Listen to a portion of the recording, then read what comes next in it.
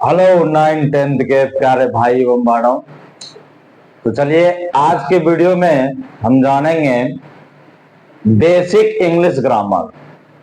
अगर ये सब बात आपको पता नहीं होगा तो आप वाक्य को नहीं बना सकते इंग्लिश में, ठीक है।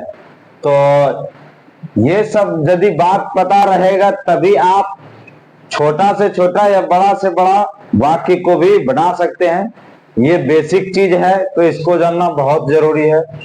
तो चलिए हम टाइम को ज्यादा वेस्ट नहीं करते हैं और स्टार्ट करते हैं अपना टॉपिक। तो है क्या कि जैसे कि इंग्लिश ही होता है, ठीक है, वह का इंग्लिश ही होता है। जैसे कि और ये जो है पुल्लिंग में लगता है, वह का इंग्लिश ही होता है लेकिन ये पुल्लिंग में लगता है। जब रहेगा कि वह एक लड़का तब यहाँ पे ही का प्रयोग होगा, ठीक है। और वह का इंग्लिश सी भी होता है। कहने का मतलब ही का भी मतलब वह होता है, सी का भी मतलब वह होता है, लेकिन दोनों का प्रयोग अलग अलग जगह होता है। ये ही होता है पुल्लिंग के लिए और सी होता है स्त्रीलिंग के लिए। समझ में आया। और देखिए ईट मतलब वह होता है निर्जीव। अभी एक एक करके हम समझाते हैं। उसके बाद नेम, दिस का मतलब या और दैट का मतलब भी, दैट का मतलब वह, ठीक है। तो वह एक कलम है, ये सब हो गया, दैट इज ए पेन। और यह एक किताब है, दिस इज ए बुक, ये सब हो जाएगा, ठीक है। तो हम सेंटेंस बनाने के लिए हालांकि सीखेंगे और पहले यहां देखते हैं, ठीक है। दिस का मतलब या, दैट का मतलब वह, इतना तक क्लियर है। अब देखिए आगे जैसे कि बोलते हैं हम, देखिए जिस हिंदी वाक्य के अंत में, जिस हिंदी वाक्य के अंत में है रहेगा, क्या रहेगा, है, यह तो हो, यह तो हूं, तो उसमें जो है इन सभी चीज में ही, सी, इट, नेम, दिस, दैट के साथ इज का प्रयोग होगा। किसका प्रयोग होगा, इज का प्रयोग होगा। जैसे कि हम कहते हैं वह एक लड़का है, तो ही इज ए बॉय, ठीक है। वह एक लड़का है, लास्ट में हम क्या बोल रहे हैं, है। अगर है रहा तो इज का प्रयोग होगा, ठीक है। ये सभी में, सी वाला में भी होगा, इट वाला में, और नेम में, और दिस और दैट में भी, ठीक है।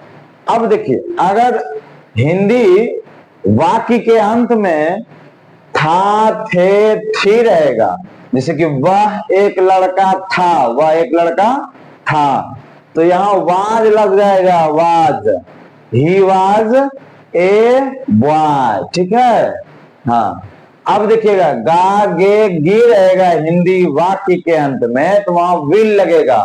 किनके साथ विल लगेगा, तो इन सभी के साथ विल लगेगा।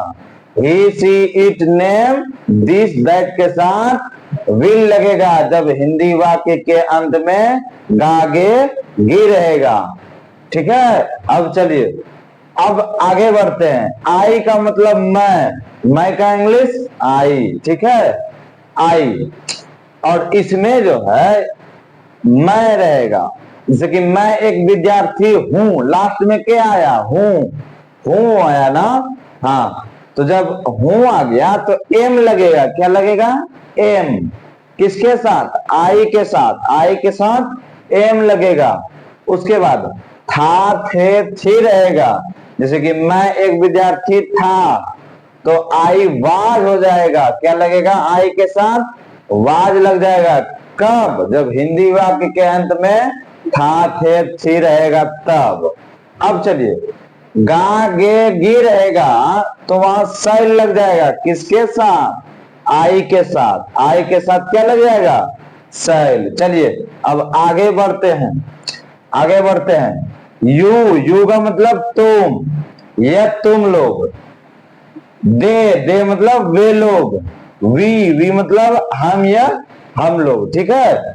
अब चलिए यू, दे, वी के साथ, यू, दे, वी के साथ, तीनों के साथ हम दिखेगा, आराम से बता रहे हैं, तीनों के साथ जब हिंदी वाक्य के अंत में है, हो, हूं रहेगा तो आर लगेगा। जैसे कि हम बोल रहे हैं तुम एक विद्यार्थी हो, लास्ट में क्या बोले, हो, तो यहाँ पर आर लग जाएगा।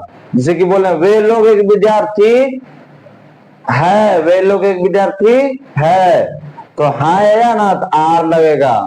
दे के साथ वी मतलब हम या हम लोग बोलेंगे कि हम लोग एक शिक्षक थे, नहीं हम लोग एक शिक्षक है, ठीक है। तो यहाँ हम लोग एक शिक्षक है, लास्ट में क्या बोले, है ना, तो हो जाएगा आर किसके साथ, वी के साथ, ठीक है।